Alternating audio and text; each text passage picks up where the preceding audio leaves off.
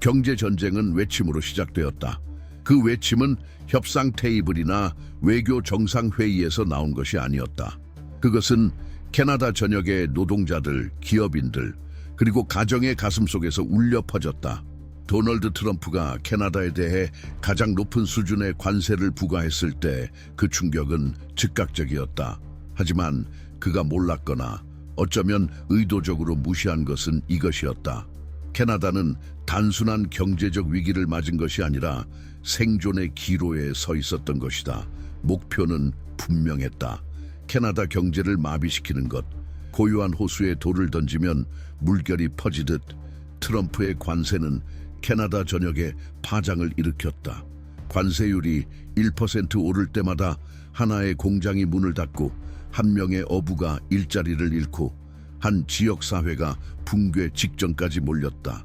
그러나 대부분이 몰랐던 것은 그 순간부터 캐나다가 단순한 피해자가 아니라 저항의 주체로 거듭나기 시작했다는 사실이었다. 이 전쟁의 중심에 선 인물, 마크 카니는 트럼프와 같은 시선으로 문제를 바라보지 않았다. 트럼프가 모두에게 관세라는 전술을 밀어붙이는 동안 카니는 이것이 단순한 무역 분쟁이 아니라 시간과의 싸움이라는 사실을 알고 있었다. 그에게 주어진 책임은 단순히 캐나다 경제를 살리는 것이 아니라 시장 붕괴로 인해 삶이 위태로운 수많은 가정을 지키는 일이었다. 카니는 목소리를 높이지 않았다. 소란을 피우기보다 외교, 전략, 그리고 인내의 무기를 조용히 준비했다. 트럼프가 압박과 소음으로 경제 전쟁을 밀어붙이는 동안 카니는 전략적 침착함으로 대응했다. 그러나 상대가 예측할 수 없고 자신이 끼치는 피해조차 인식하지 못할 때 과연 그 전쟁에서 이길 수 있을까? 카니의 첫 번째 조치는 명확했다. 협상이 길이라는 것. 효과적인 협상을 위해선 전장을 이해하고 그 균열과 약점을 파악해야 한다. 트럼프는 단지 캐나다를 공격한 것이 아니었다. 그는 세계 경제 시스템 자체를 위협하고 있었다. 그리고 카니는 이 게임이 단순한 관세 숫자 싸움이 아니라 국제 무역 질서의 존립을 건 싸움임을 이해하고 있었다. 캐나다는 미국에 비하면 작지만 그 시스템 안에서 중요한 역할을 하고 있었다. 하지만 관건은 단순히 카니가 관세에 어떻게 대응할 것인가가 아니었다. 그는 혼란 속에서도 무엇을 구축할 수 있는지에 집중했다. 내 국제 무역 시스템이 붕괴 조짐을 보이는 상황에서 카니는 즉흥적인 반응이 아닌 깊이 있는 전략과 신중한 행동이 필요하다는 것을 알고 있었다. 트럼프는 단선적이고 급진적인 해결책을 믿었지만 카니는 진정한 힘이란 적응력에서 나온다는 사실을 알고 있었다. 트럼프가 관세를 무기로 내리치는 동안 카니는 글로벌 역학의 흐름을 읽고 있었다. 그는 관세가 초래할 현재의 충격뿐만 아니라 장기적 결과에 주목했다. 문제는 단지 오늘의 무역이 아니라 내일의 신뢰, 국제적 관계, 그리고 협력의 미래였다. 트럼프가 공격을 퍼붓는 동안 카니는 그 누구도 예측하지 못한 방향으로 준비를 해나갔다. 그는 굴복하지 않았다. 관세라는 소음에 흔들리지 않았다. 그는 국경 너머까지 내다보며 캐나다의 지속 가능한 미래를 설계하고 있었다. 그리고 무엇보다 그 미래는 미국 하나에 의존해서는 결코 가능하지 않다는 것을 알고 있었다. 캐나다는 강해져야 했고 신속히 독립적인 체계를 구축해야만 트럼프의 정책에 짓눌리지 않을 수 있었다. 그러나 피할 수 없는 질문이 떠올랐다. 주요 수출 대상국이 붕괴되고 있는데 캐나다는 어떻게 강해질 수 있을까? 공장과 항만, 어업마저 관세의 파도에 휩쓸리는 상황에서 국가가 이들을 지킬 수 있을까? 카니는 이것이 단지 물자나 돈의 문제가 아니라 그에 의존하는 사람들의 삶과 가정의 이야기임을 알고 있었다. 그리고 만약 캐나다가 스스로의 약점만을 반영하는 국가로 전락한다면 그 여파는 되돌릴 수 없을 것임도 알고 있었다. 그가 국가를 위한 안전망을 짜는 동안 또 하나의 도전이 모습을 드러냈다. 모든 것이 무너지는 것처럼 보이는 이 시기에 어떻게 국가의 단합을 유지할 수 있을까? 캐나다 정부에는 단순한 리더가 아니라 명확한 비전과 즉흥적 대응을 넘어선 계획이 필요했다. 국민의 신뢰를 되살릴 수 있는 로드맵이 필요했던 것이다. 그래서 카니가 새로운 가능성의 지도를 그려나가면서 동시에 도전한 것은 캐나다 경제는 미국 없이는 살아갈 수 없다는 오랜 믿음이었다. 의존은 짐이었다. 그리고 카니는 시간은 자신의 편이라는 신념으로 시장 다변화의 길을 걷기 시작했다. 그것은 단지 말이 아닌 실질적 행동이었다. 트럼프가 마찰의 정치로 싸움을 벌일 때 카니는 인내와 통찰 그리고 전략으로 맞섰다. 그에게 진짜 싸움은 관세에 맞서는 것이 아니었다. 사람들을 지키는 것이었고 캐나다를 위한 지속 가능한 길을 설계하는 것이었다. 그는 반응한 것이 아니라 창조하고 있었던 것이다.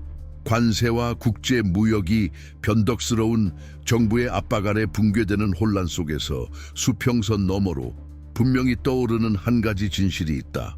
한 나라의 생존은 단지 경제력에 달린 것이 아니라 그 국민의 회복력에 달려 있다는 것이다. 마크 카니는 그 사실을 누구보다도 잘 알고 있었다. 도널드 트럼프가 가슴을 치며 위대한 미국이라는 공허한 약속을 반복할 때 카니는 트럼프가 무너뜨린 다리들을 하나하나 다시 세우기 시작했다.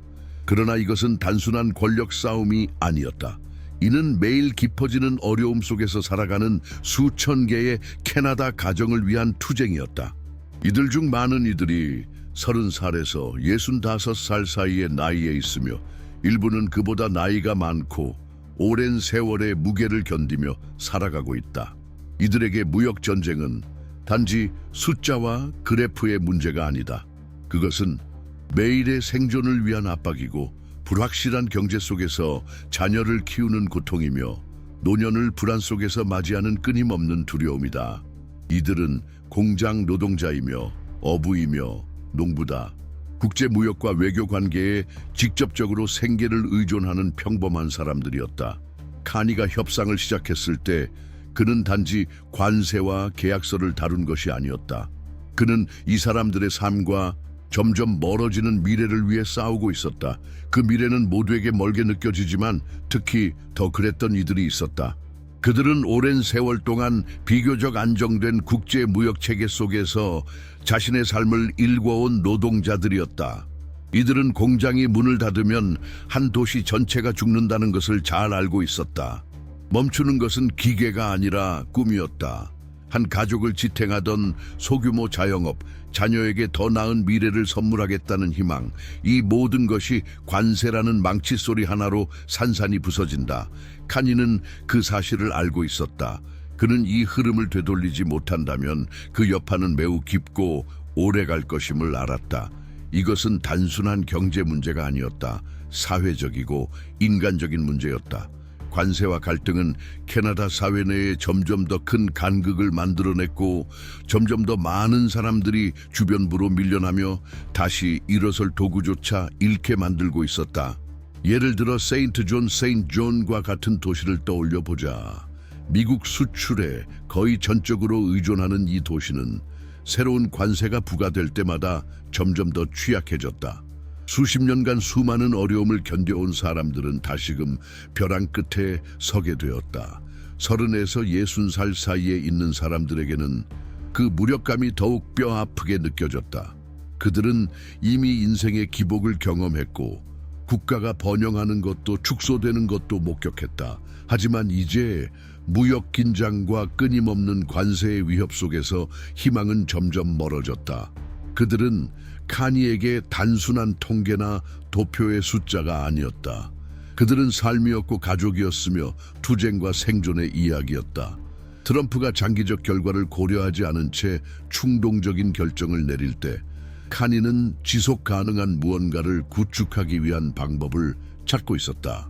그러나 그 지속성은 단순한 외교적 협상으로 얻어지는 것이 아니었다. 그것은 일상의 작고 소중한 승리들 속에서 비롯되는 것이었다. 일자리를 유지하는 노동자 하나하나, 문을 닫지 않은 공장 하나하나가 잃어버렸던 것들을 재건하는 과정의 한 걸음이었다. 하지만 이 과업의 규모를 제대로 이해하려면 카니는 먼저 가장 타격을 입은 지역 사회에 쌓여있는 두려움과 불신을 마주해야 했다.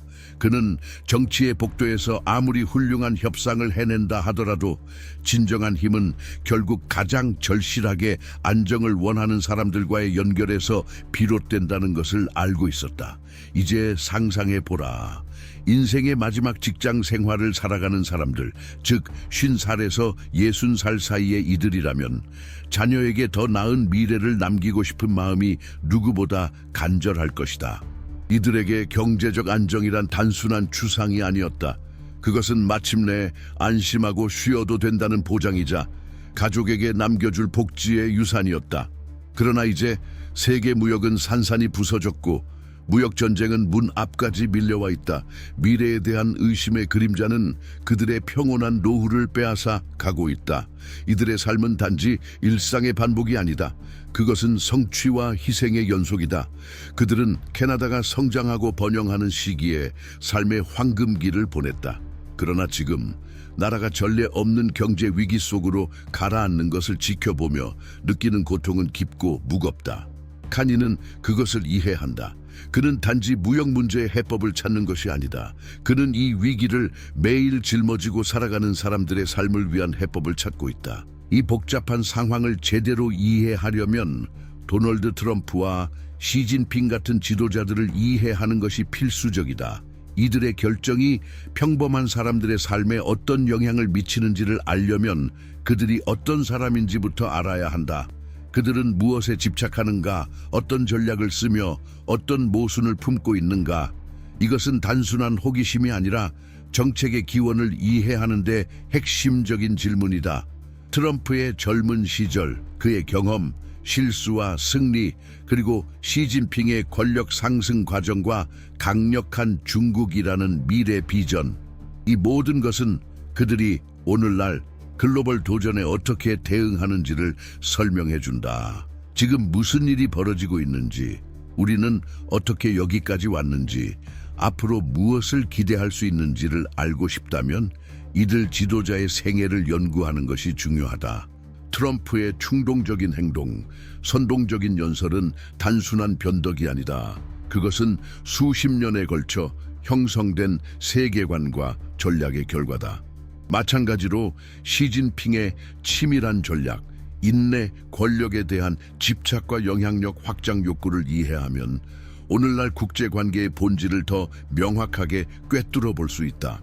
이처럼 정치가 끝없이 복잡하게 느껴지고 그 여파는 더욱 광범위할 때 이 권력 게임을 이해할 수 있는 한 가지 길이 있다. 도널드 트럼프와 시진핑의 생애를 심도 있게 다룬 특별 전자책은 이 두 지도자의 결정이 오늘날 세계에 어떤 영향을 미치는지를 분석하고 있으며 독자에게 훨씬 더 깊이 있는 통찰을 제공한다. 이 콘텐츠는 고정 댓글을 통해 바로 접속할 수 있다. 이들의 이야기에 몰입해보면 세계 정세의 이면을 더 선명하게 볼 수 있을 뿐 아니라 앞으로 우리가 나아가야 할 방향도 더 분명히 보일 것이다. 전 세계의 시선이 트럼프의 폭발적인 트윗과 관세에 대한 신랄한 발언에 쏠려 있던 그때 마크 카니는 진짜 과제가 외부가 아니라 내부에서 캐나다를 강하게 만드는 것임을 알고 있었다. 그는 무역 협상에만 국한되지 않았다. 그는 국경 너머 바다와 대륙을 가로지르는 새로운 동맹의 그물을 다시 짜고 있었다. 국수주의의 거품 속에 갇혀 점점 고립되어가는 트럼프와 달리 카니는 시야를 넓히며 새로운 협력과 가능성의 지평을 열고자 했다. 캐나다에서 일어난 일은 단순히 계약이나 합의의 문제가 아니었다. 그것은 전 세계적인 교류 시스템, 보이지 않지만 필수적인 상호 의존의 구조에 대한 것이었다. 미국이 관세를 강화하고 있었지만 세계는 계속해서 돌아가고 있었다. 그리고 캐나다는 이 글로벌 퍼즐의 핵심 조각으로서 어느 한 나라의 일방적인 행동에 마비될 수는 없었다. 그러나 의문은 점점 더 커져갔다.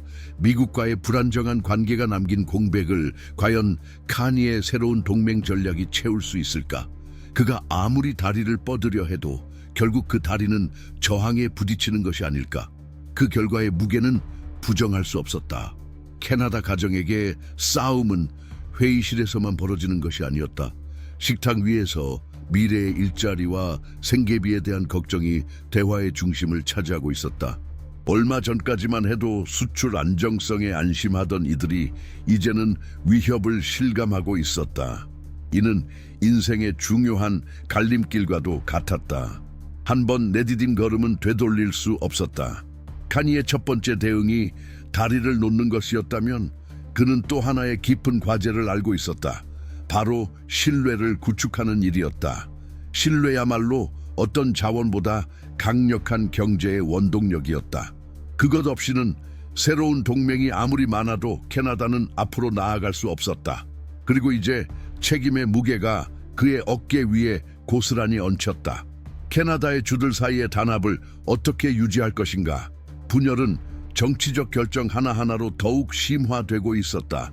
카니 자신도 알고 있었다. 가장 큰 도전은 국제 협상에 있지 않고 캐나다 내부에 있다고. 서로 다른 이해관계를 가진 지역들이 충돌하는 그 중심에서 말이다. 이는 대도시나 산업 중심지에만 국한된 이야기가 아니었다. 노바브런즈윅과 같은 지역에서는 미국으로의 수출이 여전히 경제의 중심이었다. 관세는 생존 자체를 위협하는 존재가 되었다. 만약 카니의 대응이 실패한다면 희생되는 것은 단지 숫자가 아니라 한 세대의 노동자 전체였다. 이제 그는 선택의 기로에 섰다. 장기적인 안목으로 세계와의 협력과 다변화를 추구하는 전략을 고수할 것인가? 아니면 내부의 압박에 굴복해보다 공격적이고 보복적인 입장을 취할 것인가? 그러나 카니는 알았다. 섣부른 대응은 바로 트럼프가 원하는 것일 수도 있다는 사실을. 그것은 전쟁을 더욱 격화시키기 위한 도발일 수 있었다. 그래서 그는 정치 협상 테이블에 주의를 기울이되 거기에만 집중하지 않았다. 그는 더 먼 미래를 바라보고 있었다. 지금의 긴장이 언젠가 재건의 한 장으로 기록될 그 날을 위해. 카니의 관심은 언제나 현실 속의 사람들에 있었다. 노동자, 어부, 자영업자, 지도자들이 체스 게임을 벌이는 동안 그 삶이 무너지고 있는 이들이었다. 한 캐나다 가정이 경제적 위기를 견디며 살아가는 모습을 바라보며 그는 단순한 통계가 아닌 하나의 이야기를 보았다.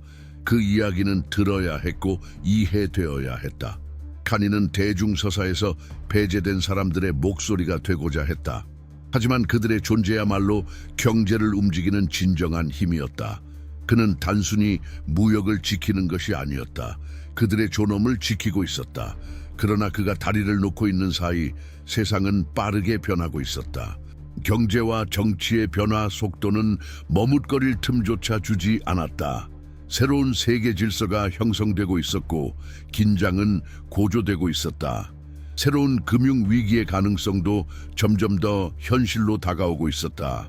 캐나다는 자신의 방식으로 방어하고 있었지만 자칫하면 이 세계적 폭풍의 부수적 피해자가 될 수 있었다.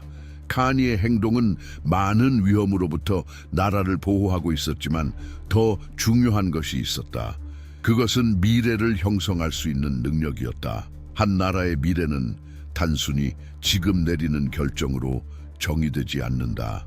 그것은 우리가 맺는 동맹, 배우는 교훈, 그리고 우리가 지닌 상처의 기억 속에서 만들어지는 것이다. 이러한 맥락 속에서 카니는 진정한 균형은 단순한 경제 전략이 아니라 인간 행동과 정치적 상호작용에 대한 깊은 이해에서 온다는 것을 알고 있었다. 그가 유럽 및 아시아와의 관계를 강화하려 애쓰는 동안에도 그의 계획의 핵심은 경제 공식을 뛰어넘는 더 단순한 진실에 있었다. 그는 눈에 띄는 존재가 되길 원하지 않았다. 그는 단지 사람들이 앞으로 나아갈 수 있는 도구를 갖도록 만들고자 했을 뿐이었다. 그는 영웅이 되려 하지 않았다. 그는 지켜내려 했다. 채널을 구독하고 영상을 좋아요로 응원해 주세요. 댓글로 여러분의 생각을 나누고 이 복잡한 글로벌 권력 게임의 이면을 함께 탐색하는 여정을 계속해 주세요. 마크 카니의 이야기는 도널드 트럼프의 초상화를 그리는 데 쓰인 붓으로는 그려질 수 없다. 카니는 격렬한 언사나 과장된 몸짓, 자극적인 발언으로 주목받는 인물이 아니다. 그는 권력의 무대에 선 동료들과는 달리 섣부르지 않은 사람이다. 그러나 그의 모든 결정과 전략적 움직임은 트럼프의 폭풍과 대립적 정책이 같은 방식으로 파괴하지 못할 미래를 조용히 조각해 나가고 있다. 카니가 바라본 것은 지금 당장의 충격이 아니라 앞으로 트럼프의 선택이 만들어낼 되돌릴 수 없는 경제적 재앙이었다. 특히 가장 취약한 이들에게 말이다. 카니는 단지 트럼프의 행동에 반응하고 있는 것이 아니다. 그는 단순히 캐나다의 무역을 지키거나 위협받는 일자리를 보호하는 것이 목적이 아니었다. 카니가 진정으로 추구하는 것은 훨씬 더 대담하고 드문 비전이다. 그는 캐나다의 안정을 지키려 하는 것이다. 단지 오늘을 버티기 위해서가 아니라 앞으로 20년, 30년 뒤 이 나라가 더욱 예측 불가능한 세상 속에서도 번영할 수 있는 기반을 갖도록 만들기 위해. 그것은 단순한 외교적 능력만으로는 안 된다. 그것은 때때로 대담함에 가까운 장기적 시야를 요구한다. 카니는 위기를 관리하는 데 그치지 않는다. 그는 폭풍 이후를 준비하고 있었다. 그는 깊고 존재론적인 딜레마에 직면해 있었다. 도전은 거대했지만 핵심은 단순한 경제 문제가 아니었다. 그것은 신뢰에 관한 문제였다. 정치가 점점 더 분열되고 불신이 커져가는 세상에서 이미 지친 국민에게 어떻게 자신이 옳은 방향에 있다고 설득할 수 있을까? 더 나아가 오랫동안 경제 생존을 위해 미국에 의존해온 사람들에게 이제는 캐나다가 그 의존에서 벗어날 수 있다고 믿게 만들 수 있을까? 한 나라가 변화해야만 한다는 것을 받아들이는 건 고통스럽다. 카니는 그것을 잘 알고 있었다. 그는 단지 트럼프와 협상하고 있는 것이 아니었다. 그는 역사와 문화와 국민의 기대감 전체와 협상하고 있었다. 그래서 그는 자문했다. 곧 닥쳐올 폭풍을 어떻게 대처하는 것이 옳은가?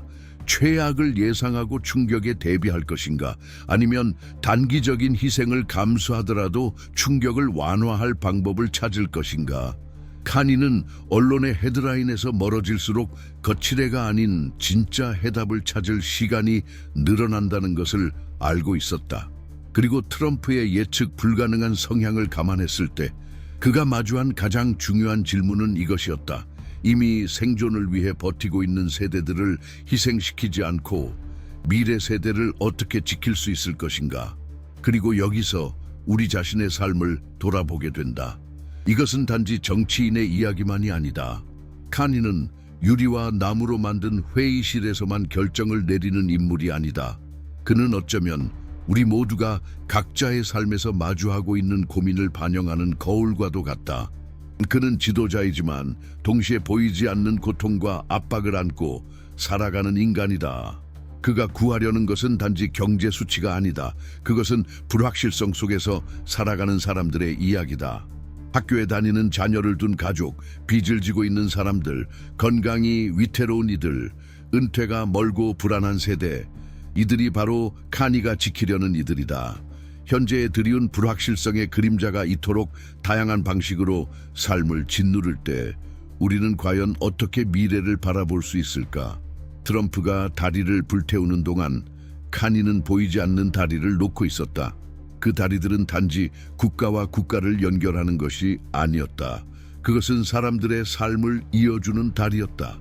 경제적 도전이 쌓여갈수록 카니의 대응은 단순한 금융 전략이 아니라 공감과 책임의 언어였다. 그는 알고 있었다. 한 나라의 진정한 힘은 가장 도움이 필요한 이들을 어떻게 대하는가에 달려있다는 것을. 오늘의 결정이 협상 테이블에 없는 이들에게 어떤 영향을 주는가? 그리고 결국 정치적 폭풍의 진정한 희생자는 누구인가? 그것이 그의 진짜 고민이었다. 그래서 카니의 이야기는 모든 성공과 실패를 포함해 우리의 현실과 닿아 있다.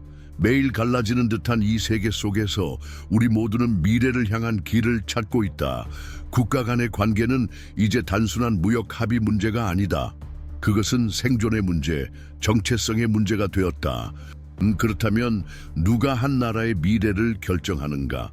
그것은 카니 같은 지도자인가? 아니면 결국 어떤 경제 전략보다도 강력한 한 세대 전체의 의지인가? 지금의 현실을 바라보면 우리에게 영향을 미치는 것은 단지 경제 위기가 아니다. 그것은 정치적 결정들과 얽혀있는 감정적, 사회적, 심지어는 영적인 질문들이다. 그리고 세계가 다음 장으로 넘어가려 할 때 우리는 기억해야 한다. 마크 카니와 같은 지도자들에게서 얻는 교훈은 단지 그들의 전략에서 나오는 것이 아니다. 그것은 그들의 실수와 한계 속에서도 배울 수 있다. 왜냐하면 카니 자신도 알고 있듯 진정한 리더십은 게임에서 이기는 데 있는 것이 아니라 결국 우리가 가장 소중히 여겨야 할 것, 우리의 인간성을 잃지 않는 데 있기 때문이다.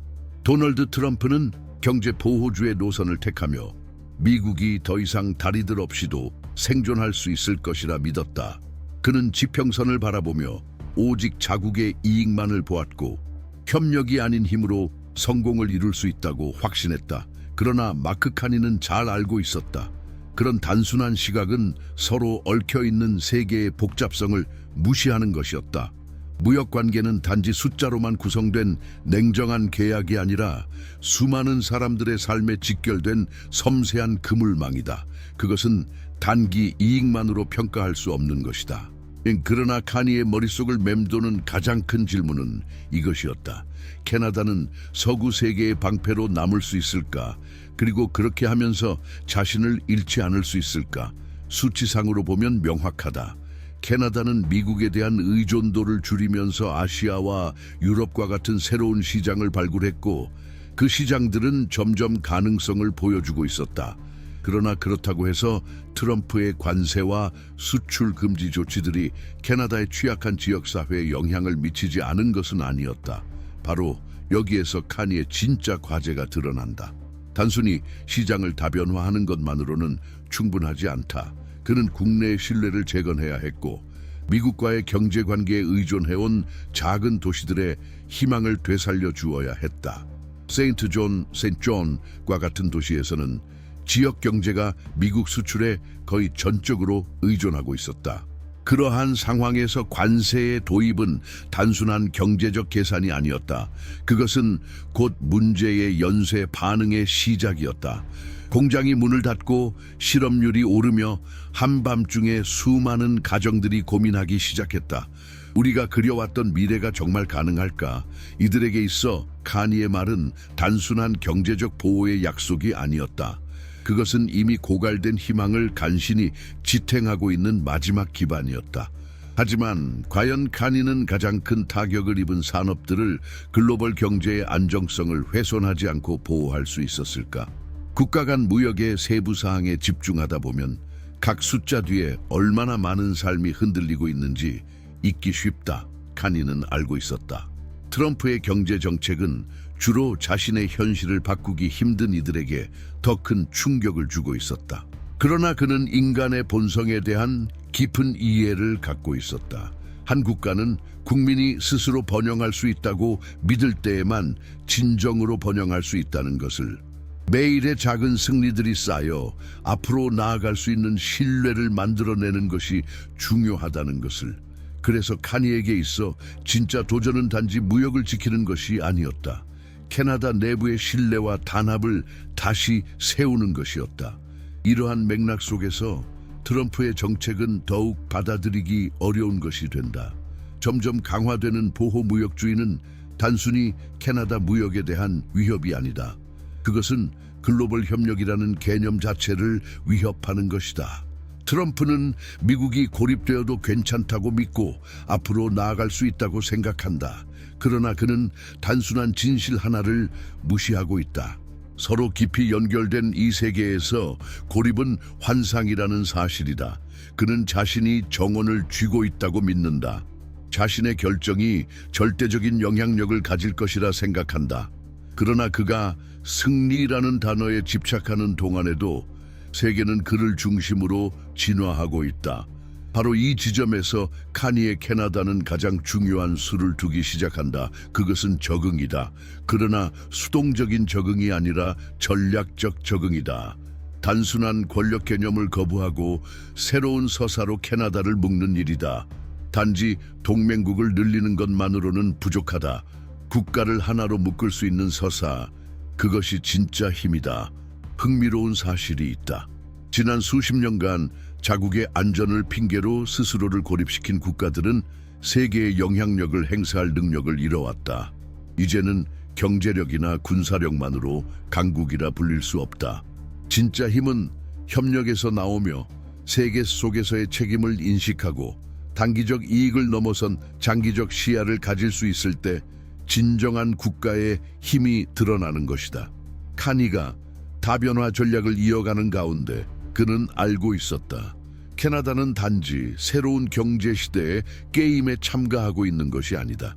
그는 지금 나라가 변화하는 세계 속에서도 자신을 잃지 않고 번영하는 방법을 새롭게 정의하려는 것이다. 그는 단순히 외부의 위협을 막고 있는 것이 아니다. 그는 미래 세대가 튼튼한 기반 위에 삶을 설계할 수 있도록 보장하고 있는 것이다. 그 기반은 트럼프가 상상한 방패나 벽이 아닌 세계와 의미 있게 연결된 다리 위에 세워져 있다. 카니는 이 게임이 지금 당장 이기는 것이 핵심이 아니라는 걸 알고 있다. 진정한 목적은 캐나다가 가장 중요한 것을 잃지 않도록 하는 것이다. 주권과 정체성 그리고 세계 속에서 긍정적 변화를 일으킬 수 있는 힘 말이다. 그리고 그가 나아가는 길 끝에서 하나의 진실이 또렷해진다. 지금 우리가 살아가고 있는 이 역사는 단순한 경제 정책의 집합이 아니다. 우리가 남길 유산에 대한 이야기이며 우리가 내리는 선택이 세대를 넘어 어떤 울림을 남길 것인가에 대한 이야기다. 이것이 바로 지금 전 세계 많은 이들이 점점 더 자각하고 있지만 여전히 직면하길 두려워하는 현실이다. 다른 나라들과 연결되지 않고 국제 무역과 외교의 흐름을 거슬러 올라가려 하며 고립이라는 환상 속으로 움츠러드는 국가는 그 선택의 대가를 반드시 치르게 된다. 어떤 정부가 오랜 세월 동안 쌓아온 협정, 파트너십 국제 연결망에서 스스로 물러나기로 결단할 때 그 여파는 단지 경제에 국한되지 않는다. 그것은 사회적 충격이고 감정적 균열이며 무엇보다 정치적 불안정이다. 바로 그 지점에 마크 카니가 서 있다. 캐나다의 이익을 보호해야 하는 지도자로서 그는 동시에 지금 세계와 관계를 맺는 방식을 다시 정의할 필요성에 직면해 있다. 여기서 카니가 직면한 역설이 있다. 국내의 유대와 결속을 강화하는 일은 매우 중요하고 시급하다. 그러나 동시에 글로벌 무대에서 스스로를 드러내고 움직이는 일은 더더욱 절실하다. 캐나다는 다른 나라들을 무시하거나 고립을 선택할 여유가 없는 나라다. 트럼프의 무자비한 관세 조치는 이 게임이 얼마나 불공평한지를 매일 상기시켜준다. 더 큰 문제는 캐나다가 점점 더 동맹국들과 단절되고 있다는 사실이다. 고립된 국가의 개념은 과거의 유산을 지켜내려 애써온 기성세대에게는 짐이 되고 미래에 대한 불확실성 속에서 방향을 잃은 젊은 세대에게는 공포로 다가오고 있다. 이제 그들은 더 이상 과거의 글로벌 무역 시스템을 그대로 믿을 수 없게 되었다. 과거의 계약과 동맹, 사업 성공담은 더 이상 열정적으로 회자되지 않는다. 그것은 이제 일부에게는 잊혀진 황금기의 추억처럼 들릴 뿐이다. 그러나 이 순간 가장 무거운 것은 이미 잃어버린 것이 아니다. 가장 고통스러운 것은 앞으로 다가올 손실이다. 고립을 택한 이 길 끝에 스스로를 글로벌 경제에 적응시키지 못한 사람들이 더 이상 기대거나 붙잡을 수 있는 지지대조차 없을 때 미래는 과연 어떻게 될까?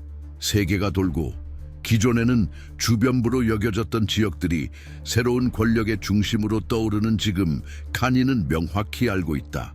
천혜의 자연과 견고한 경제 기반을 가진 캐나다라고 해도 역사의 변두리에서 살아갈 여유는 없다는 사실을, 세계화는 그저 취향이나 선택지가 아니다. 가볍게 버릴 수 있는 것이 아니다. 세계 경제는 캐나다가 다른 우선순위를 선택했다고 해서 멈춰주지 않는다. 그것은 계속 돌고 그 과정에서 캐나다는 점점 뒤처질 위험에 놓인다. 한때 주연이었던 무대에서 단지 구경꾼으로 전락할지도 모른다. 그러나 이 모든 것은 단순한 경제적 교훈을 넘어서 있다. 여기엔 훨씬 더 깊고 본질적인 문제가 있다. 바로 트럼프의 과도한 국수주의적 정치와 미국 우선 정책이 국가들이 스스로를 인식하는 방식에 커다란 공백을 만들고 있다는 점이다. 이 공백은 단지 다른 나라들만을 위협하지 않는다.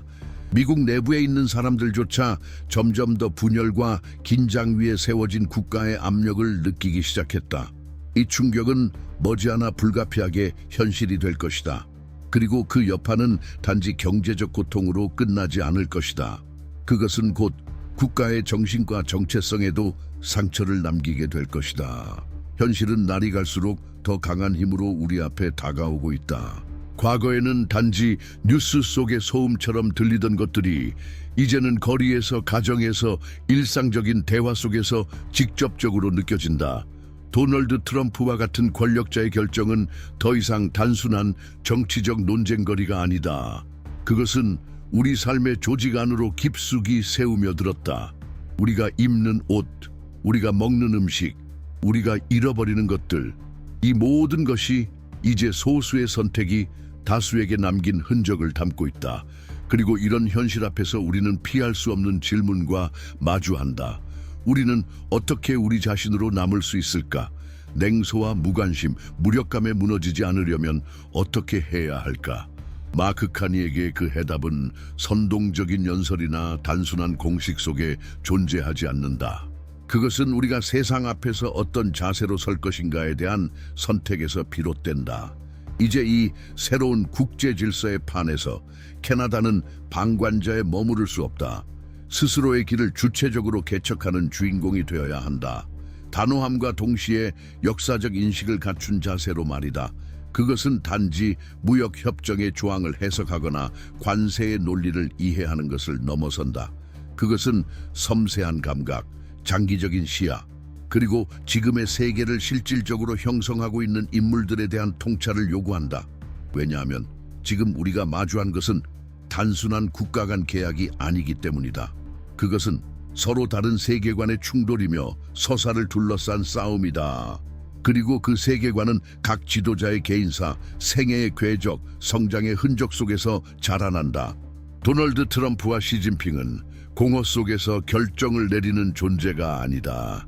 그들의 모든 제스처, 모든 발언, 모든 침묵에는 수십 년의 경험과 상처, 야망과 전략이 배어 있다.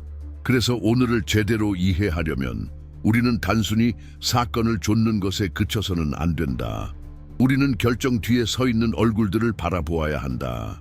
그들의 뿌리를 탐색함으로써 우리는 행동의 진짜 동기를 이해할 수 있다. 예컨대 왜 트럼프는 대립과 고립, 보복의 정책을 고수하는가? 그 정책이 미국의 오랜 이해관계조차 해친다는 것을 알면서도 말이다. 또는 왜 시진핑은 권력과 안정의 구조를 청년 시절부터 구축해온 세계관에 따라 밀어붙이는가? 바로 정체성을 재건하려는 중국의 역사적 맥락 속에서 말이다. 이러한 힘의 구조를 더 명확히 이해하도록 돕기 위해 우리는 도널드 트럼프와 시진핑의 생애를 깊이 있게 분석한 특별 이북을 제작했다. 단지 그들의 이야기를 전하는 것이 아니다. 이 책은 그들의 삶이 어떻게 국제 정치의 방향을 결정지었는지 그 영향력을 풍부한 디테일로 풀어낸다. 이 여정을 통해 당신은 지금 우리가 살고 있는 세계가 왜 이런 모습이 되었는지, 그리고 앞으로 어디로 향할 수 있는지 더 깊이 이해할 수 있을 것이다. 이 콘텐츠는 고정 댓글을 통해 바로 확인하실 수 있습니다. 그리고 이제 당신은 우리와 함께 이 여정을 끝까지 걸어왔다. 이제 당신의 눈에는 어떤 미래가 보입니까? 글로벌 질서를 다시 쓰는 이 결정들 앞에서 캐나다는 어떤 역할을 맡아야 할까요? 거대 강국들 사이에서 윤리적이고 자주적인 길을 선택하는 것이 가능할까요? 당신의 생각을 댓글로 나눠주세요. 좋아요를 누르고 채널을 구독하고 우리가 함께 만든 이 성찰의 공간을 더 넓혀주세요. 당신의 목소리는 이 논의를 확장하고 새로운 가능성의 빛을 비추는 데 꼭 필요합니다. 이 자리에 함께해 주셔서 진심으로 감사합니다. 당신이 이 콘텐츠를 끝까지 본 것 자체가 여전히 세상에는 비판적 사고, 의식 있는 참여, 그리고 선명한 희망이 살아있음을 증명합니다. 우리는 앞으로도 함께할 것입니다. 깨어있고 질문하며 인간다움을 잃지 않는 존재로서 다음 콘텐츠에서 다시 만나요. 그 또한 이 집단적 여정의 또 하나의 발걸음이 될 것입니다. 이해와 용기, 그리고 명확함을 향한 우리의 여정.